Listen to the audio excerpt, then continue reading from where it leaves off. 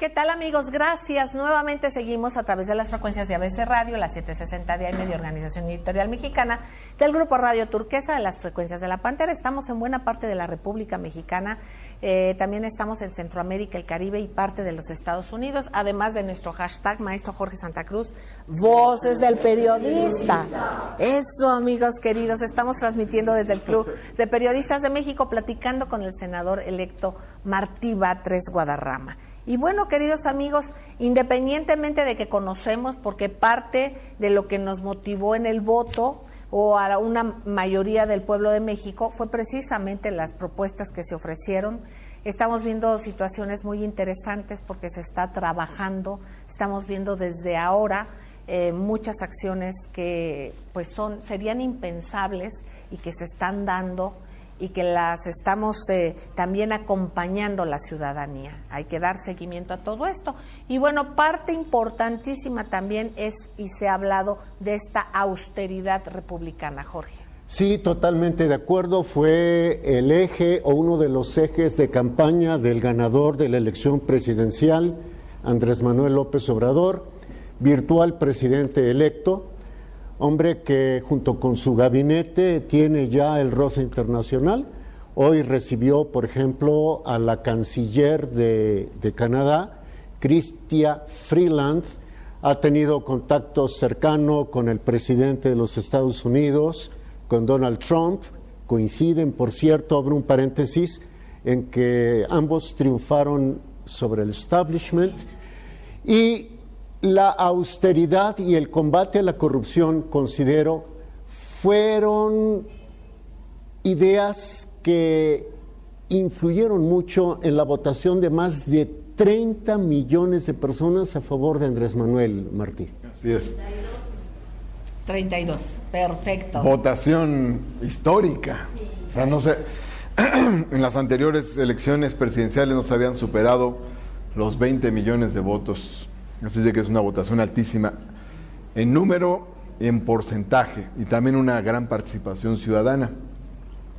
En efecto, como dice Jorge, el tema vertebral con el que comienza el programa, la plataforma que plantea Morena, es el de la austeridad republicana. Este tema obedece a una pregunta: ¿de dónde van a salir los recursos para cumplir con un programa de transformación? Hemos hablado de hacer refinerías, de hacer ferrocarriles en el sureste, de construir 100 universidades, de abrir oportunidades a los jóvenes con un programa de empleo. En fin, hay diversos programas sociales y de desarrollo que están planteados, y eso evidentemente tiene un costo económico. En la lógica, digamos, tradicional, se dice, bueno, hace falta recursos, se aumentan los impuestos, hacen falta recursos, se contrata más deuda.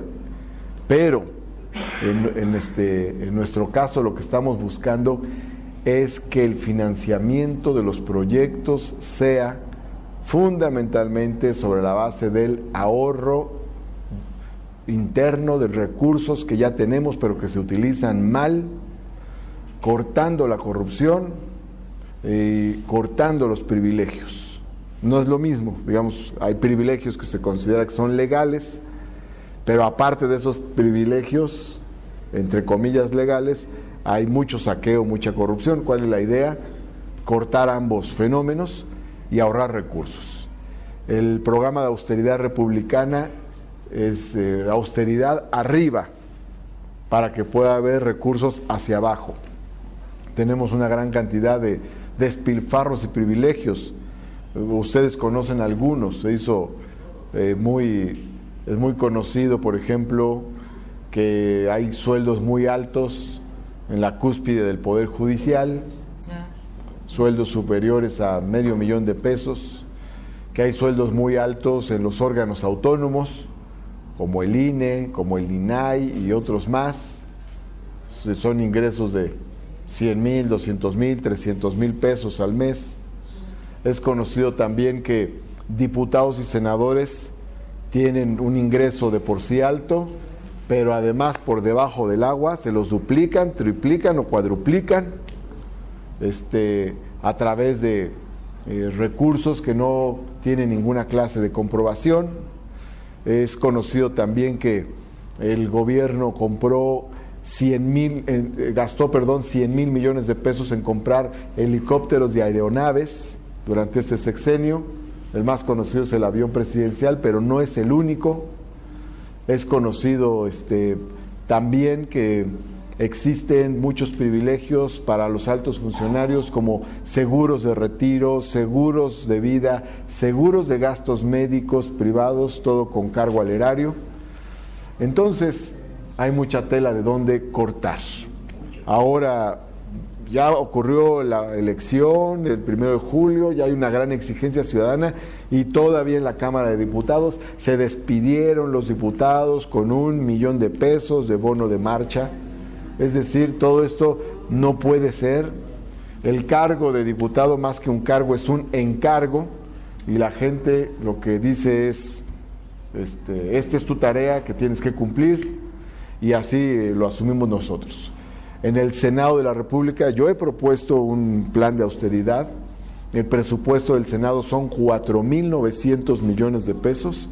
Consideramos que pueden ahorrarse 2.000 millones, es decir, el 40.7% del presupuesto del Senado puede ahorrarse, y esos recursos, no estamos hablando de cualquier cosa, hablamos de 2.000 millones de pesos, eso irse para apoyar la educación superior de los jóvenes mexicanos.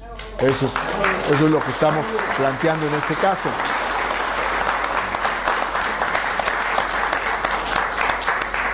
Eso implica en el Senado bajar el ingreso de los senadores, quitar los presupuestos que se le dan a los grupos parlamentarios, quitar los presupuestos que se le dan a las comisiones, recortar el número de altos cargos de la administración interna del Senado, quitarle a los altos funcionarios y a los senadores los seguros de gastos médicos, seguros de retiro y seguros de vida, recortar los viajes al extranjero. Hay mucho turismo parlamentario, no dudo que haya viajes necesarios, pero no todos se justifican.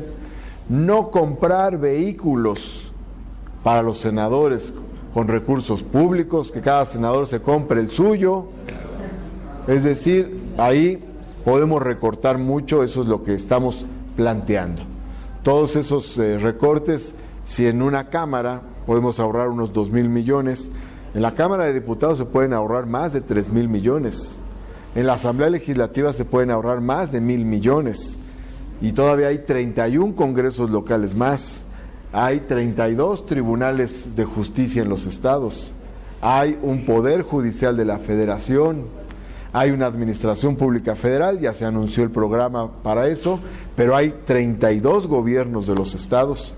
Hay órganos autónomos a nivel federal, a nivel local, y aparte hay gobiernos municipales, y vimos hace poco cómo la presidenta municipal de Tlalnepantla se autorizó solita un salario de 500,000 pesos al mes, y en el año 2002 el presidente municipal de Catepec se autorizó 400,000 pesos al mes de ingresos. Entonces, la cantidad de abusos que hay en todos lados, calculamos nosotros, equivalen a más o menos 300,000 millones de pesos. ¿Cuál es la idea? Recortar todo eso. Yo sé que no es automático, pero podemos ir recortando hasta lograr recuperar esos recursos y que se vayan a inversión en infraestructura. Se está calculando un gasto de 500,000 millones de pesos para los trenes del sureste, las refinerías, los programas de caminos en comunidades, 300 caminos en comunidades agrarias, en efecto. Está el tema del aeropuerto, hay que ver cómo se resuelve, falta ver el contenido, pero sería otro de los proyectos, ya sea en un lugar, ya sea en otro. Entonces, bueno, son 7 grandes proyectos de infraestructura, y eso permitiría que se detone la economía, crezca el empleo. ¿Cómo los vamos a financiar? Con el programa de austeridad. Todo lo que se desperdicia, pues que se vaya a gasto productivo. Esa es la idea, y va a ser bueno para México. Ese es el reto Es el reto que existe. Ahora, queridos amigos, está una parte en la que se insiste, que es en la parte de la ciudadanía. Martí Batres, senador electo, ¿qué piensan hacer ustedes? Está un espacio en lo que se toma, efectivamente el poder, ¿no? Que tengan todo esto en sus manos.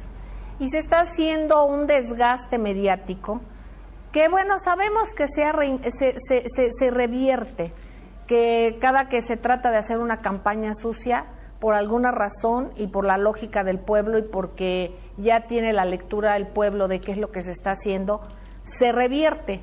Pero hay un desgaste o intentan hacer un desgaste sistemático precisamente y además sin el menor decoro. Por ejemplo, algunos de los personajes que están en instituciones tan importantes como es la judicial. En este caso, con mensajes que dieron que son realmente pues un mea culpa en vez de la defensa de su salario, el decir que pues no pueden tener la tranquilidad si no tienen un salario digno, y ellos le llaman salario digno al que ellos tienen. Imagínense entonces qué se puede justificar a quienes no ganamos ese nivel de salarios. Y por otra parte, como si no se tuviera esa tranquilidad, se puede torcer la vara de la justicia. Entonces se prioriza lo económico sobre la justicia. Con estos personajes, con esta visión y con un aparato mediático todavía aceitado, es verdad que hay quien ha ido entendiendo las cosas y que el público va dando la espalda a instrumentos mediáticos, porque más que medios luego son instrumentos mediáticos. ¿Qué van a hacer ustedes o qué están haciendo ustedes? Bueno, un apuntito antes de irnos al corte. Un apunte sobre esto. Información. Ahora hay muchas vías para informar. Ahora, además de los medios formales, también existen las redes sociales. Y de nuestra parte, la postura que tenemos es ir a todos los medios y dar nuestra información a las televisoras, a la radio, a las redes sociales, la prensa escrita, Internet, los medios alternativos, Internet, redes sociales, Internet, es decir, estar en todos los espacios para informarle a la gente lo que va pasando. Hemos tenido ofensivas mediáticas fuertes, pero las hemos contrarrestado. Incluso acabo de ver sobre el tema que sucedió del fideicomiso. Saca hoy el periódico El Financiero un análisis de las redes sociales donde dice la gente le cree más a el movimiento de López Obrador que a el INE. Es decir, eso es importante, muy importante. Queridos amigos, vamos a ir a un corte y enseguida regresamos. Gracias.